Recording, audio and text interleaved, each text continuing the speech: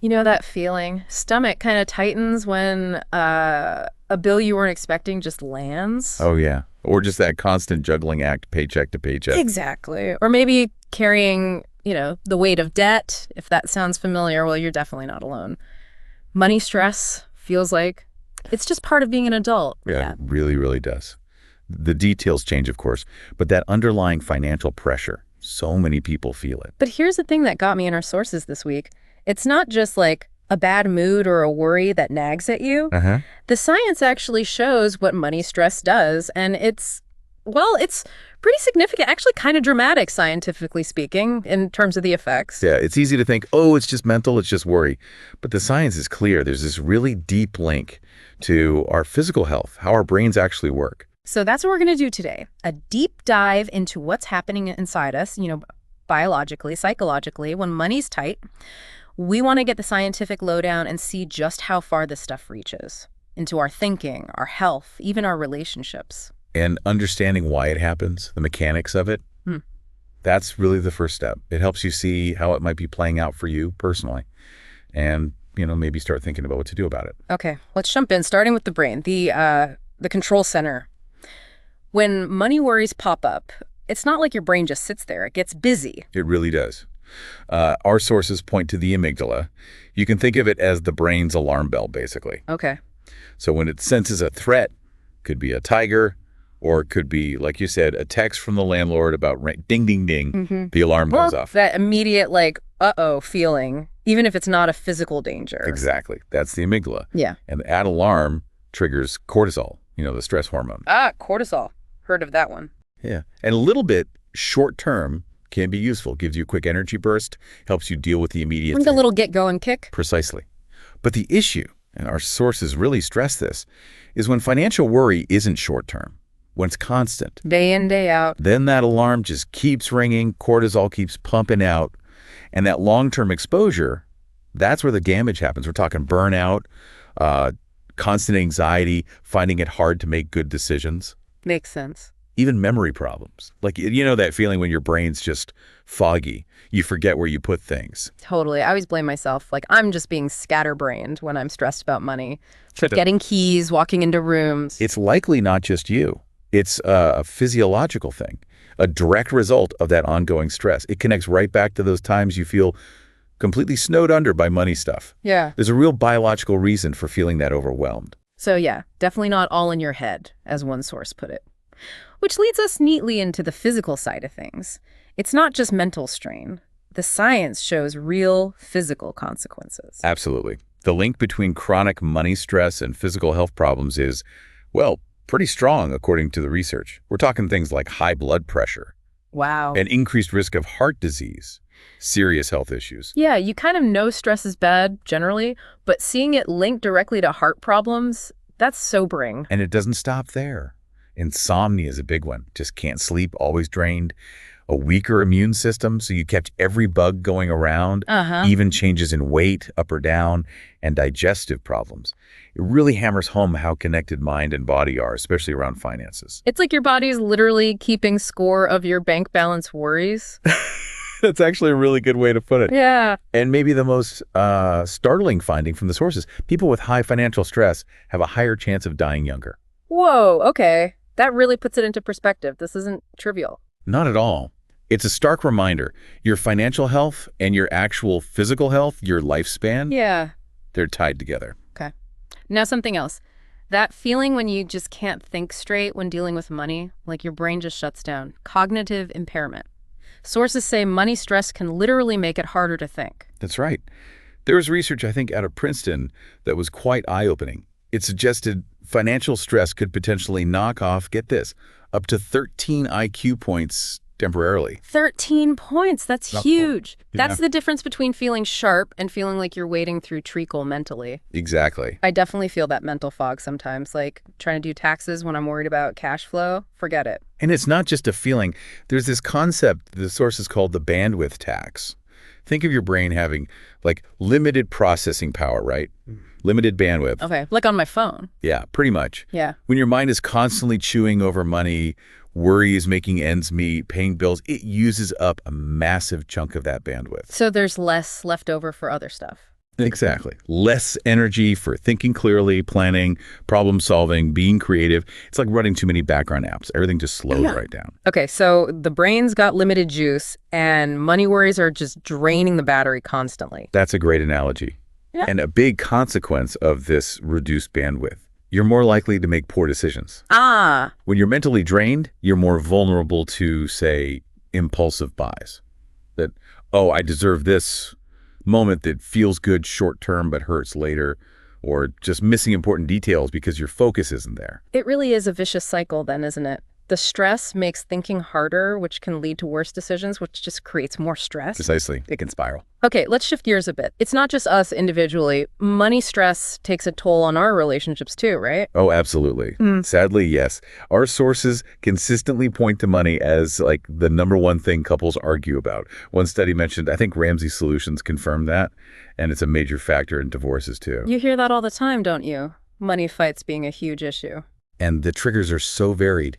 It could be basic stuff, like different spending styles. One's a saver, one loves gadgets. Been there. Or hiding debt. That idea of financial infidelity, that can be incredibly corrosive to trust. Yeah, I bet. Then there's resentment, maybe if incomes are very different, or just constant arguments about what's a priority saving versus spending now. It all chips away at the relationship. Yeah, I'm sure a lot of people listening can relate to some of that. It just shows how tangled up money is with our emotional lives and connections. Now, what about debt specifically? So many people are dealing with it. The sources had some strong words for its psychological impact. They really did. Some described it as a mental health vampire or a silent stalker. Wow. Powerful images. Yeah, they capture that feeling, don't they? That it's not just numbers on paper. It's this constant draining presence hanging over you, always there in the back of your mind. That feeling of it just lurking, no matter what else is going on. Exactly. And the sources link this constant pressure to some really serious things. Depression, anxiety that feels overwhelming, sometimes a real sense of hopelessness about the future, and feelings of shame, too. Guilt about being in debt. It can even make people pull back socially, feel embarrassed or too burdened to connect. So it becomes this heavy weight you're carrying around, affecting everything. And like we talked about with the cognitive stuff, it can feed that vicious cycle. The stress of the debt leads to maybe not thinking clearly, making decisions that lead to more debt, which just ramps up the psychological burden again. It sounds incredibly hard to break out of. Yeah. And unfortunately, it doesn't just affect the adults, does it? The sources were clear. Kids feel it too, even if parents try to hide it. This is such a crucial point. Kids are like little sponges for the emotional atmosphere. Even if you're not having shouting matches about bills, they often pick up on the tension, the hushed tones, maybe changes in what the family can afford. They sense it. They really do. Little emotional barometers. And the potential fallout for kids in homes with high financial stress can be significant. Yeah. Our sources mention things like more anxiety, behavioral issues, problems focusing at school, and potentially setting them up for unhealthy money habits themselves later on. And importantly, they might internalize what the sources call a scarcity mindset from really early on. Which we should talk more about. But yeah, it's awful to think of kids carrying that weight, maybe even blaming themselves somehow.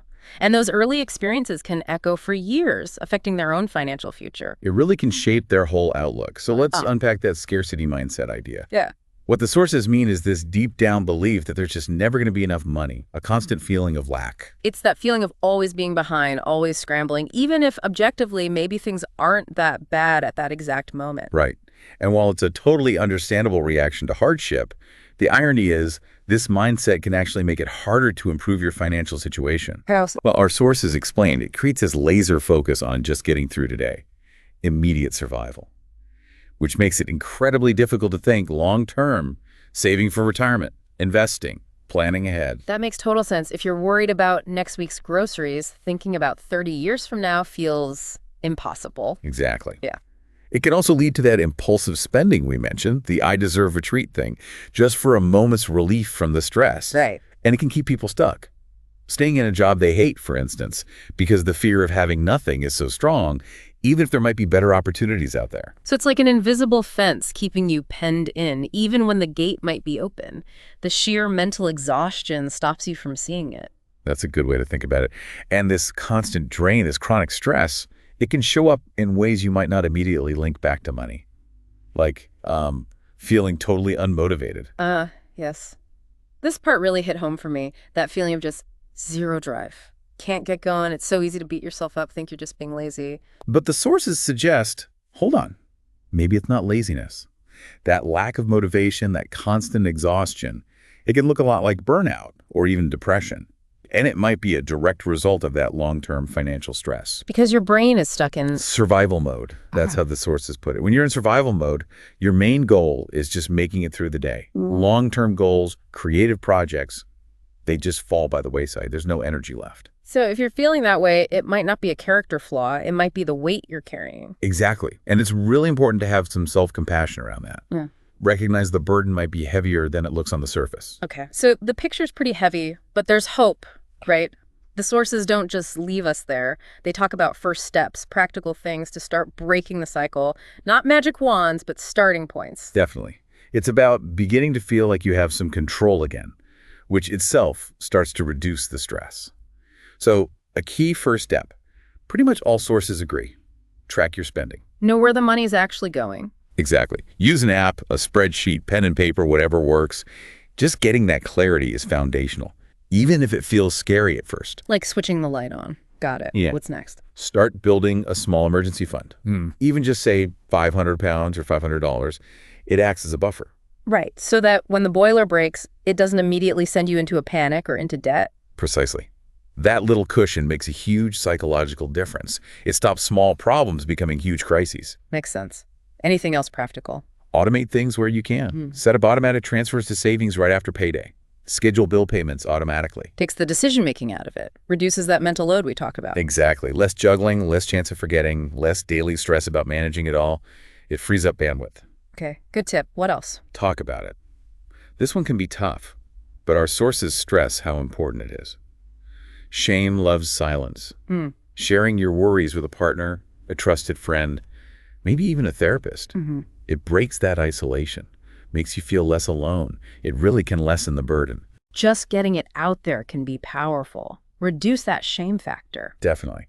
And related to the mindset piece, consciously try to practice abundance thinking. It sounds a bit fluffy maybe, but it means actively focusing on what you do control, the resources you do have, your potential, shifting away from only seeing lack. So intentionally reframing, looking for possibilities instead of just limitations. Yes.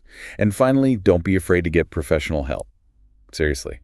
There's zero shame in it. Like who? Could be a financial advisor for planning, maybe a credit counselor if debt's the main issue, or a mental health professional to deal with the emotional toll. There are people who can guide you. It's a good reminder. You don't have to figure all this out by yourself. Help is available. Absolutely. The main takeaway here really is if you're struggling with money stress, you are so far from alone. And it's not some personal failing. It's a human response to tough situations. But there are steps, small ones even, you can start taking. So wrapping up this deep dive, it's pretty clear. Money stress isn't just a little worry. The science is solid. It has these deep, far-reaching effects on our minds and our bodies. Absolutely. From triggering that brain alarm system, the amygdala, and flooding us with stress hormones, to clouding our thinking, making decisions harder, to straining our relationships, the impact is real, and it needs to be taken seriously. And this is the hopeful part, by understanding how it affects us, like we've discussed, that gives us power. You, listening, can start taking steps back, even small, consistent changes. They add up. They can genuinely improve your well-being. Yeah. And getting to a place of more peace around money, it is possible. It doesn't necessarily mean being wealthy overnight. It means having a plan, being patient with yourself, taking those steps, and believing you deserve that feeling of control. Right. So maybe something to think about this week, based on everything we've covered, considering how much financial stress can mess with your thinking, that bandwidth tax. What's maybe one small, concrete thing you feel you could actually do this week? Something to just lighten that mental load a tiny bit, create a little more space for yourself. Definitely worth pondering.